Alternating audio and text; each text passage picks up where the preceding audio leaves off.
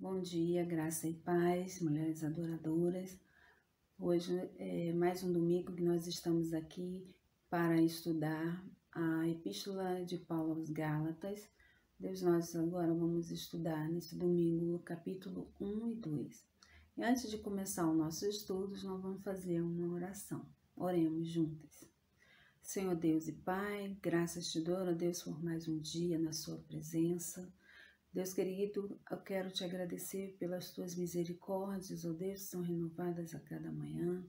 Perdoa, Pai, os nossos pecados, os nossos atos que tenham desagradado o seu coração, a nossa maneira de pensar e de agir. Pai amado, em nome do Senhor Jesus, nós te louvamos e engrandecemos o teu santo nome, porque sabemos que só o Senhor é digno de louvor e adoração. Pai, em nome de Jesus, eu peço que o Senhor venha estar, ó Deus, em cada lar, ó Pai, nos guardando, nos livrando de todo o mal, Senhor. Peço a Ti, ó Deus, por esse estudo, que o Senhor venha abrir o nosso entendimento, ó Deus, que o Teu Espírito Santo venha nos direcionar, nos ensinar, Senhor Deus, de uma maneira, Deus, ímpar, e que possamos a cada dia, Deus, praticar o que o Senhor tem nos ensinado durante esse período. Nós te louvamos e agradecemos em nome do seu Filho amado Jesus Cristo. Amém. Então, como já falei, essa epístola do apóstolo Paulo aos Gálatas, ela foi escrita depois da sua primeira viagem missionária. Isso a gente já verificou lá em Atos 13, 14, né, em outra oportunidade de estudo. Então, essa viagem missionária tinha o intuito de evangelizar e plantar igrejas nas regiões da Galácia, nas cidades de Antioquia da Psídia, Icônio, Listra e Derbe. Também foi mencionado isso na introdução aos Gálatas, no domingo passado. Depois que Paulo deixou a região da Galácia, surgiu um grupo de pessoas que queriam perturbar as igrejas implantadas por Paulo e perverter o evangelho de Cristo. Esse grupo de pessoas eram chamados de os judaizantes. Judaizantes eram aqueles que acreditavam que todo cristão gentio, salvo pela graça, através do intermédio de Jesus Cristo, deveria também guardar os princípios do legalismo ou da lei de Moisés. Ensinavam que a salvação era pela fé em Cristo, mas também acrescentavam que era preciso guardar a lei. Eles tentaram desviar também os Gálatas de Paulo, dizendo que ele não era apóstolo genuíno e que sua mensagem não era confiável. Então, daí Paulo escreve a carta aos Gálatas com dois principais propósitos: a defesa do seu apostolado e a defesa do evangelho de Cristo. Então, depois disso tudo que Paulo ficou sabendo dos judaizantes que estavam querendo perverter, perturbar as igrejas que tinha implantado e perverter o evangelho de Cristo, ele escreve a carta aos Gálatas com esse propósito, com os dois principais propósitos: a defesa do seu apostolado, que estava em jogo, e a defesa do evangelho de Cristo. Então, no capítulo 1 da carta aos Gálatas, no versículo 1, vamos abrir as nossas Bíblias, se você tiver com a sua Bíblia próxima. Então, no capítulo 1, versículo 1, a princípio Paulo insiste que sua chamada para ser apóstolo é divina. Não derivou de homens, nem Deus lhe comunicou por intermédio de homem algum. Ele veio diretamente de Jesus Cristo e por Deus Pai, que ressuscitou dentre os mortos. Está lá no versículo 1. Vamos acompanhar? Logo na saudação, né? Paulo, apóstolo enviado não da parte de homens, nem por meio de pessoa alguma, mas por Jesus Cristo, por Deus Pai, que o ressuscitou dos mortos, e todos os irmãos que estão comigo, às igrejas da galáxia. Então, já na salvação, ele já insiste na sua chamada para ser apóstolo, que ele é apóstolo, que a chamada dele para ser apóstolo é divina, e não derivou de homem algum, nem mesmo Deus comunicou por intermédio de um homem algum para falar do apostolado de Paulo, para chamar Paulo ao seu apostolado. Ele veio diretamente de Jesus Cristo por Deus Pai, que ressuscitou dentre os mortos. Então, Paulo foi chamado pelo Cristo ressurreto, diferente dos 12 apóstolos chamados pelo Senhor Jesus no seu ministério terreno. Daí em diante, a ressurreição ocupou lugar proeminente em sua mensagem, na mensagem de Paulo. No versículo 2 a 5, vamos acompanhar. E todos os irmãos que estão comigo, às igrejas da Galácia. A vocês, graça e paz da parte de Deus, nosso Pai, do Senhor Jesus Cristo, que se entregou a si mesmo por nossos pecados, a fim de nos resgatar desta presente era perversa, segundo a vontade de nosso Deus e Pai, a quem seja a glória para todo sempre. Amém. Era de costume Paulo dirigir-se aos crentes como a Igreja de Deus, os santos ou os fiéis em Cristo Jesus. Muitas vezes ele expressava até uma gratidão pelos cristãos ou elogiava sua virtude. Mas isso foi diferente na carta às igrejas da galáxia, porque ela evidencia uma deliberada falta de cordialidade. A seriedade do erro entre as igrejas da galáxia fez com que Paulo os tratasse com severidade e frieza. Então, Paulo, muitas vezes, na maioria das cartas que ele escreveu, ele elogiava a igreja, ou então ele cumprimentava a igreja, dirigia-se aos crentes como a igreja de Deus, os santos, os fiéis em Cristo. Muitas vezes expressava, muitas vezes citava alguns nomes, né? Agradecendo ou elogiando, mas nessa carta em especial, na carta de Gálatas, ele não fazia isso, porque era uma falta de cordialidade devido a esse grande problema que Paulo estava passando com as igrejas da galáxia, né? Então ele já chega bem sério, ele já chega com falta de cordialidade, ele já chega bem frio, bem severo na saudação dele. No versículo 6 a 10, vamos ler lá.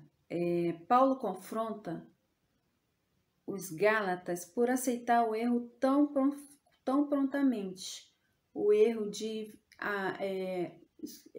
deixar o Evangelho de Cristo, deixar com que os judaizantes fossem incutindo a lei, né, também no Evangelho de Cristo. Então, os gálatas estavam aceitando as falsas doutrinas desses judaizantes. Paulo confronta os gálatas por aceitar o erro tão prontamente. Surpreende-se de que em tão pouco tempo abandonaram a verdade, aceitaram o evangelho verdadeiro e agora estavam abandonando a favor de outro evangelho que não era de forma alguma as boas novas. Era uma mensagem pervertida, uma mistura de graça e lei. Lendo o capítulo 1, vamos lá na Bíblia, ler o capítulo 1, versículo 6, a partir do versículo 6. Diz assim: Admiro-me de que vocês estejam abandonando tão rapidamente aqueles que o chamou pela graça de Cristo. para seguirem outro evangelho que, na realidade, não é o evangelho. O que ocorre é que algumas pessoas o estão perturbando, querendo perverter o evangelho de Cristo. Mas ainda que nós ou um anjo dos céus pregue um evangelho diferente daquele que lhes pregamos, que seja anátema, que seja amaldiçoado.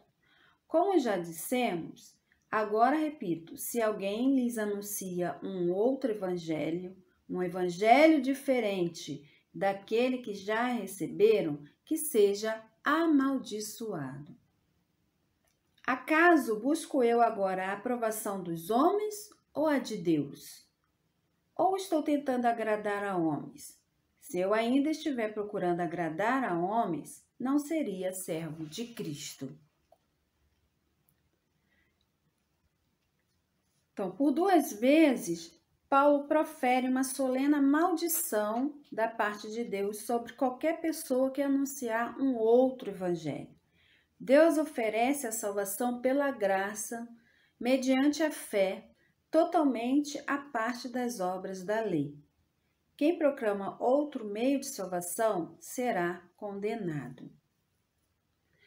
Então, Paulo claramente ele traz uma advertência aos cristãos da Galácia porque estava abandonando o evangelho da graça de Jesus Cristo. A palavra outro evangelho significa no grego um evangelho de uma natureza diferente, de outra espécie, não tem a mesma essência, que não condiz com o evangelho de Cristo. Paulo adverte esse evangelho diferente, ele adverte que esse evangelho diferente, ele deve ser considerado um anátema, ele é maldito, ele é amaldiçoado. No versículo 8, observemos que no versículo 8, o apóstolo Paulo diz: um anjo vindo do céu, e não um anjo de Deus. É concebível que um anjo do céu pudesse trazer uma mensagem falsa, mas não um anjo procedente de Deus. Somente o Evangelho oferece salvação, enquanto a lei traz maldição para quem não consegue guardá-la. O Evangelho traz maldição aos que tentam alterá-lo, aos que tentam acrescentar alguma coisa ao Evangelho de Cristo. Então, isso seria condenável por Deus. Então, Paulo avisa, no versículo 8, Paulo avisa aos Gálatas que eles estão se afastando da verdade. E isso é tão sério que se até mesmo o anjo do céu descer e pregar algo diferente do que ele ensina, deve ser completamente rejeitado. E a palavra de Paulo é ainda mais dura. Ele fala, esse evangelho diferente deve ser considerado amaldiçoado. No versículo 10, Paulo diz assim: acaso busco eu agora a aprovação dos homens ou a de Deus? Ou estou tentando agradar a homens? Se eu ainda estiver procurando agradar a homens, não seria servo de Deus. Então, Paulo faz uma pergunta retórica. Assim como ele pergunta, ele já dá a resposta para os Gálatas. Então, agradar a homens ou agradar a Deus? A resposta é clara que não é para agradar a homens. Ele diz, claro que não é para agradar a homens. Pois eles odeiam a proposta que é apenas um caminho que conduz ao céu. Paulo responde, se fosse agradar a homem, eu não seria servo de Deus. Isso o versículo 10 fala, ele já dá a resposta, ele faz essa pergunta retórica para que os cristãos venham refletir na situação e ao mesmo tempo ele já dá a resposta.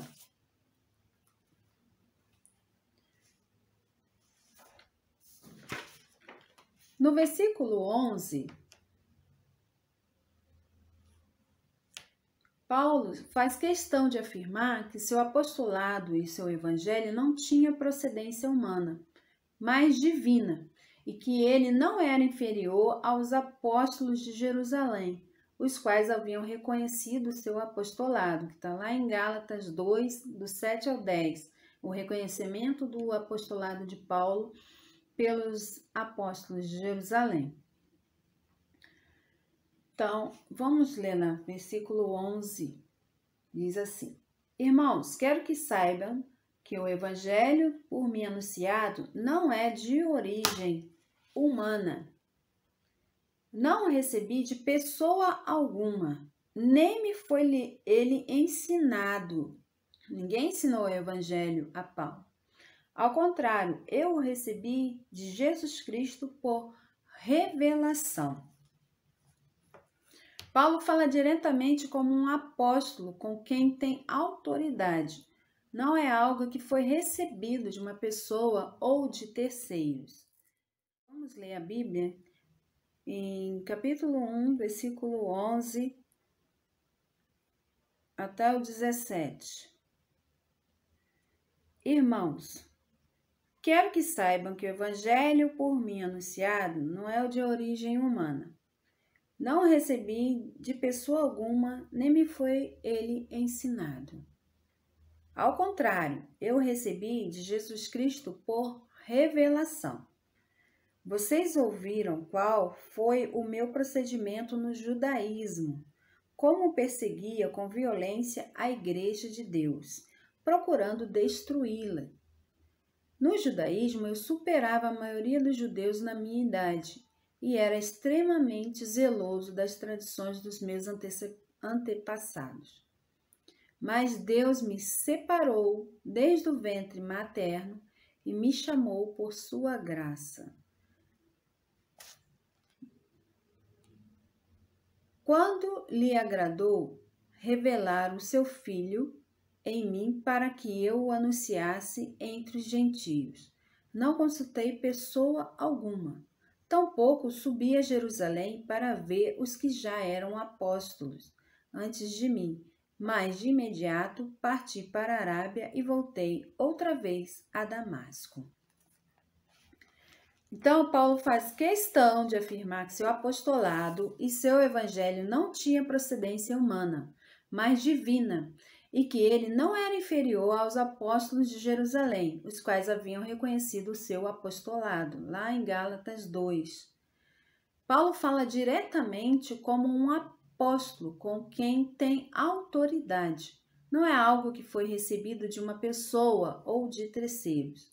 Paulo demonstra sua independência dos demais homens em relação ao seu evangelho. Sua determinação em evitar Jerusalém não se deu por falta de respeito para com os seus colegas apóstolos. Antes foi porque o próprio Senhor ressurreto o encarregou de um ministério singular aos gentios. Está lá em Gálatas 2, versículo 8. Por isso, seu evangelho e ministério não necessitavam da autorização humana. Ele era completamente independente dos homens. Então,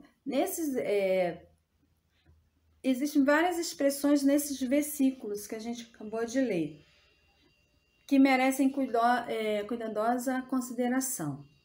No versículo 15, vamos lá. No versículo 15 diz: Mas Deus me separou desde o ventre materno.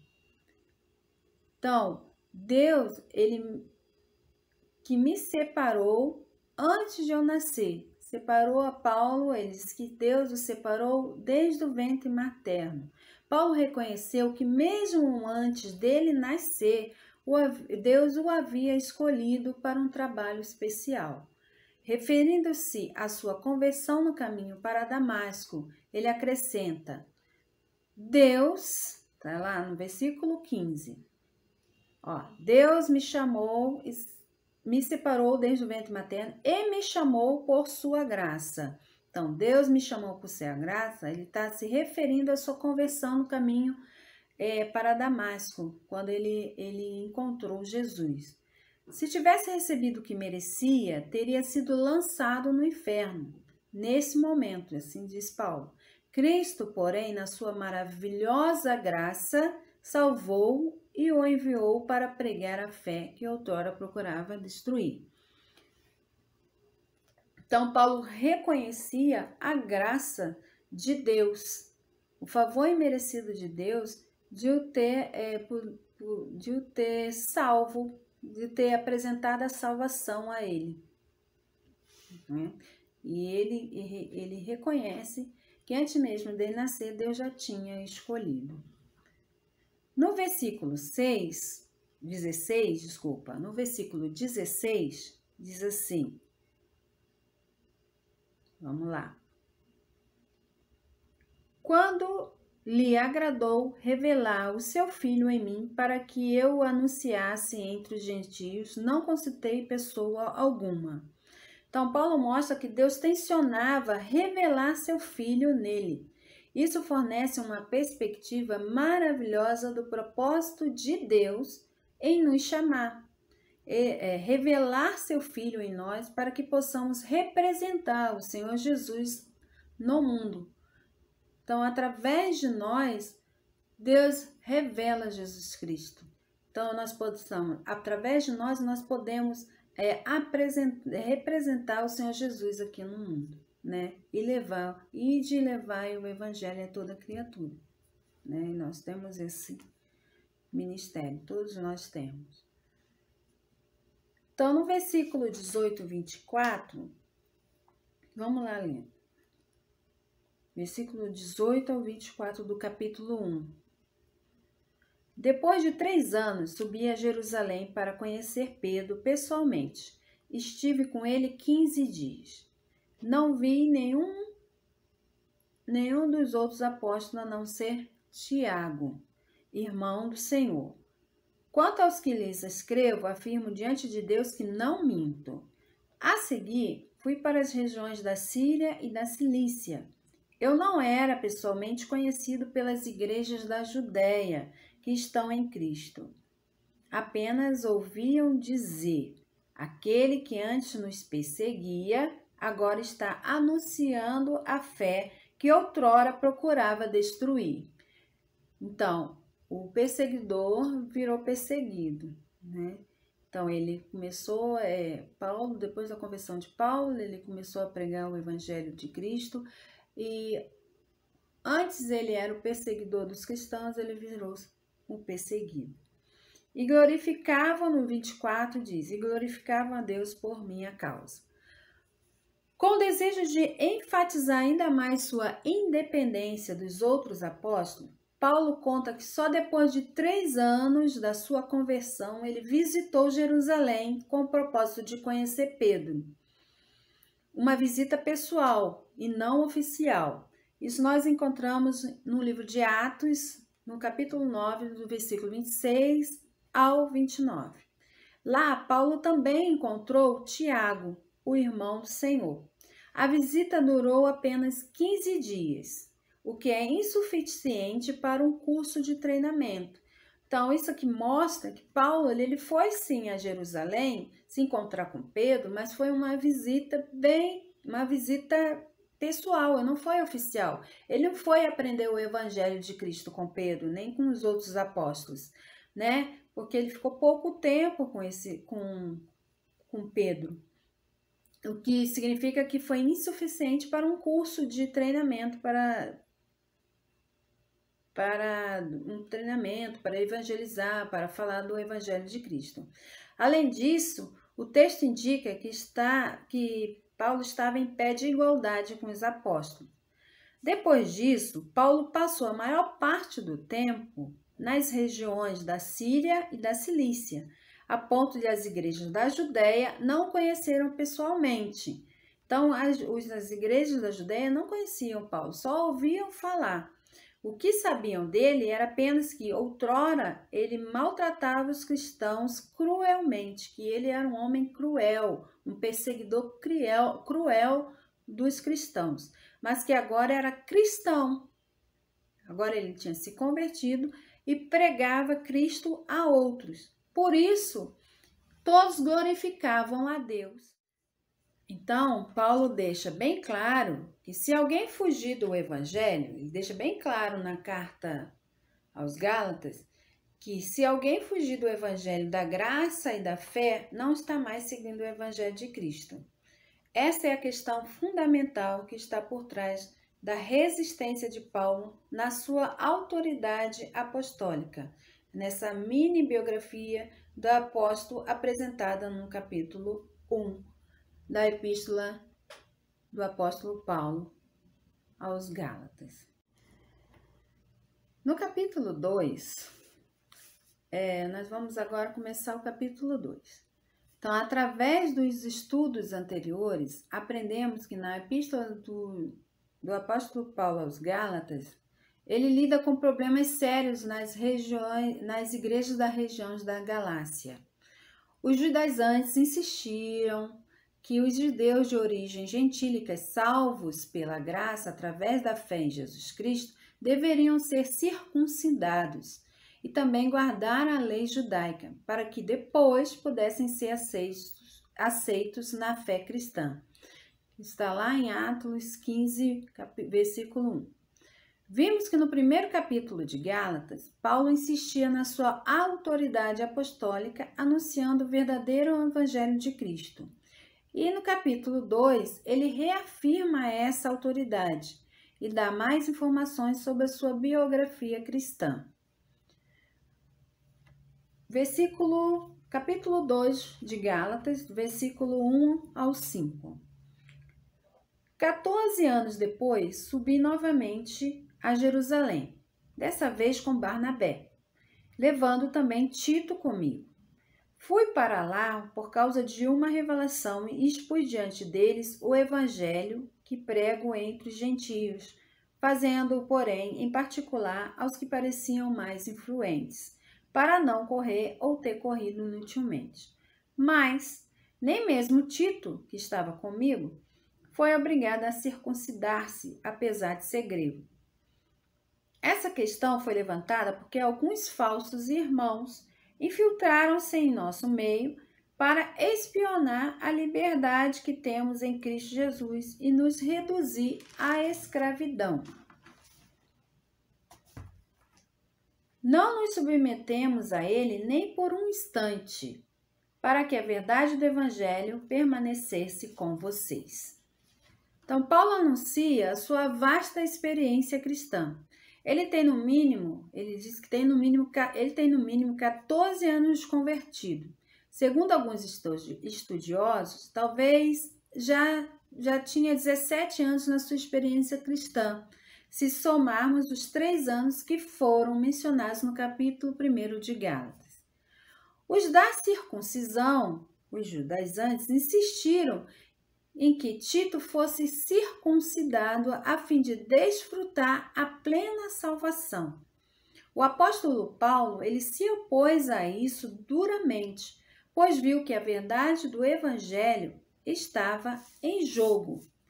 Paulo diz que fez tudo conforme a revelação de Deus e não aceitava que um gentil fosse circuncidado, se ele fosse obrigado a se tornar um judeu para ser aceito por Cristo. Isso seria uma espécie de escravidão ao legalismo totalmente desnecessária.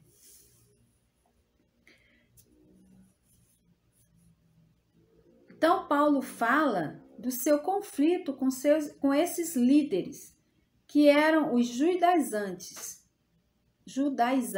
e menciona como isso acontece a partir do versículo 6. Vamos lá ler no versículo 6.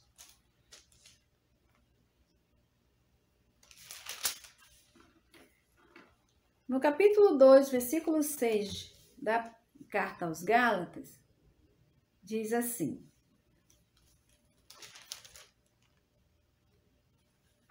quanto aos que pareciam influentes, os que eram então, não faz diferença para mim. Deus não julga pela aparência.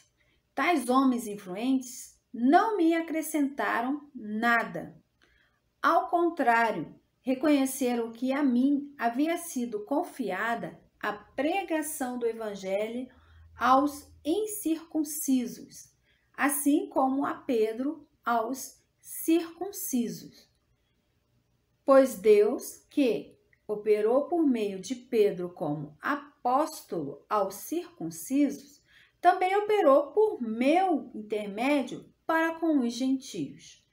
Reconhecendo a graça que me fora concedida, Tiago, Pedro e João, tidos como colunas, estenderam a mão direita a mim e a Barnabé em sinal de comunhão.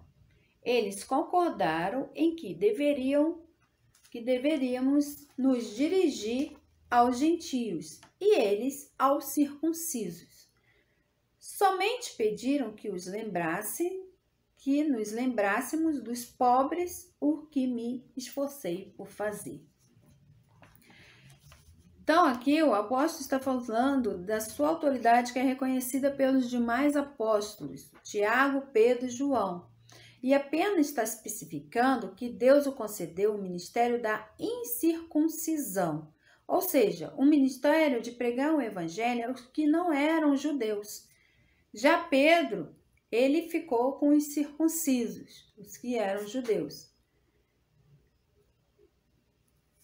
Não importava para Paulo se as pessoas, homens influentes, iriam rejeitar a sua postura. Ele estava obedecendo a Deus no seu ministério apostólico e havia sido reconhecido pelos demais apóstolos. Aqui diz então o reconhecimento do apostolado de Paulo pelos demais apóstolos. No versículo 11 a 14, vamos ler, versículo 11, capítulo 2, versículo 11 a 14. Quando, porém, Pedro veio a Antioquia, enfrentei-o face a face, por sua atitude condenável. Pois antes de chegar alguns da parte de Tiago, ele comia com os gentios. Quando, porém, eles chegaram, afastou-se e separou-se dos gentios, temendo os que eram da circuncisão. Os demais judeus também se uniram a ele nessa hipocrisia, de modo que até Barnabé se deixou levar. Quando vi que não estava andando de acordo com a verdade do evangelho, declarei a Pedro diante de todos: você é judeu, mas vive como gentio e não como judeu. Portanto, como pode obrigar gentios a viverem como judeus?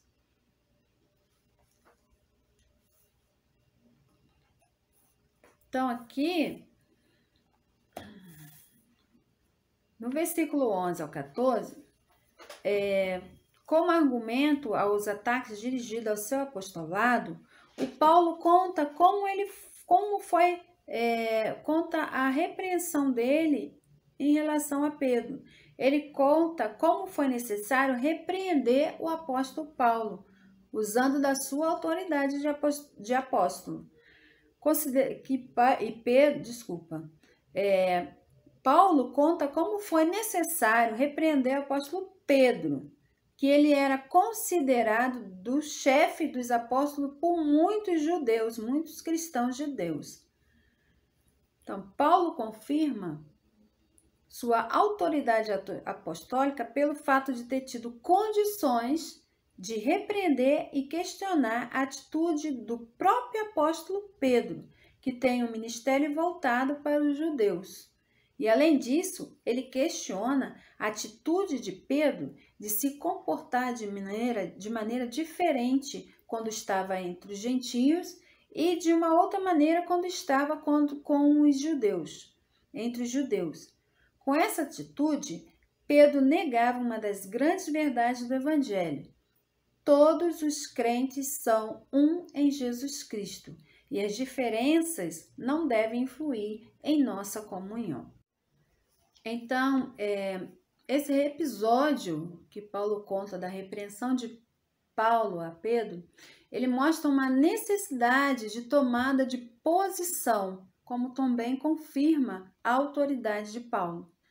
Pedro, no usufruto da sua plena liberdade cristã, ele comia com os gentios o que lhe era proibido segundo a tradição judaica. Depois que chegaram os cristãos judeus, que ainda se apegavam à tradição da lei, Pedro rompeu a comunhão com os gentios, temendo que as notícias do seu comportamento chegassem aos ouvidos da facção legalista de Jerusalém.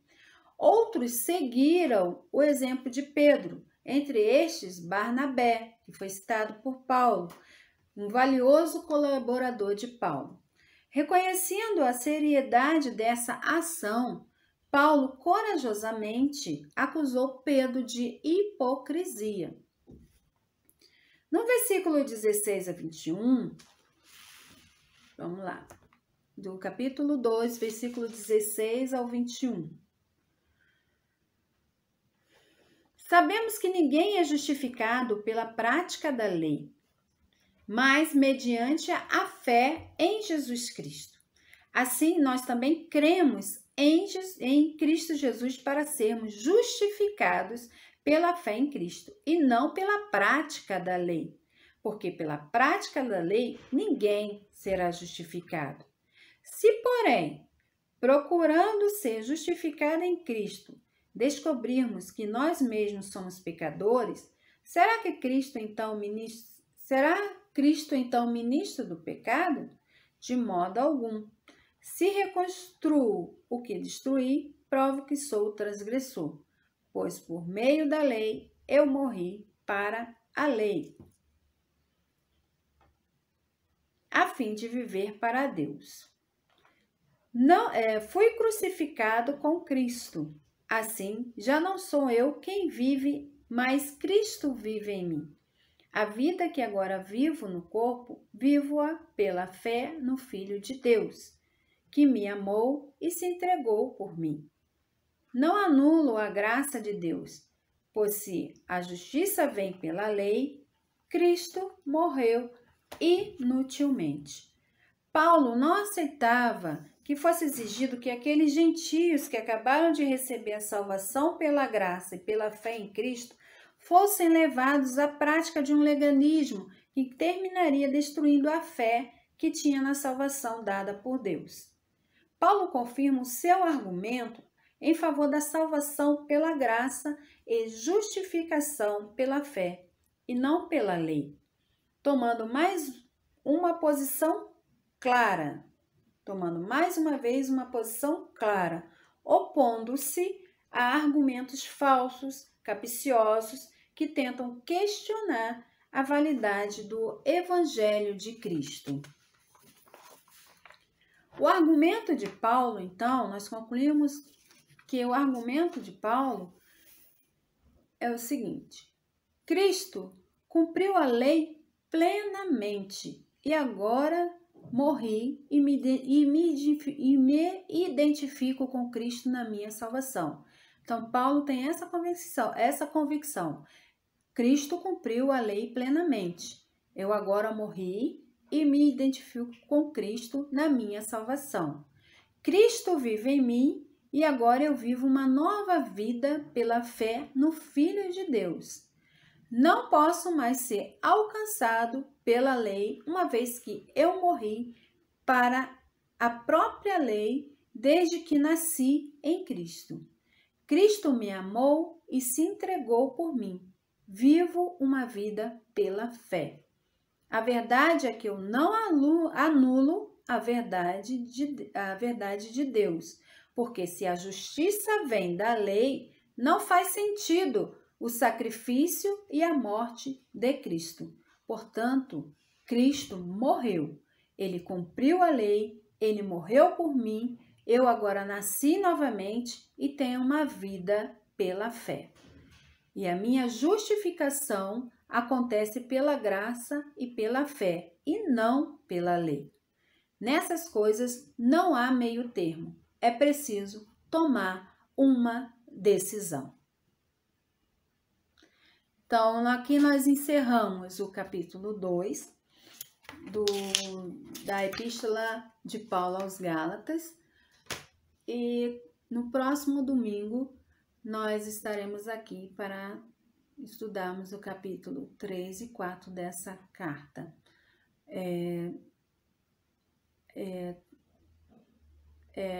Eu desejo a vocês um bom culto, né? Vamos assistir agora.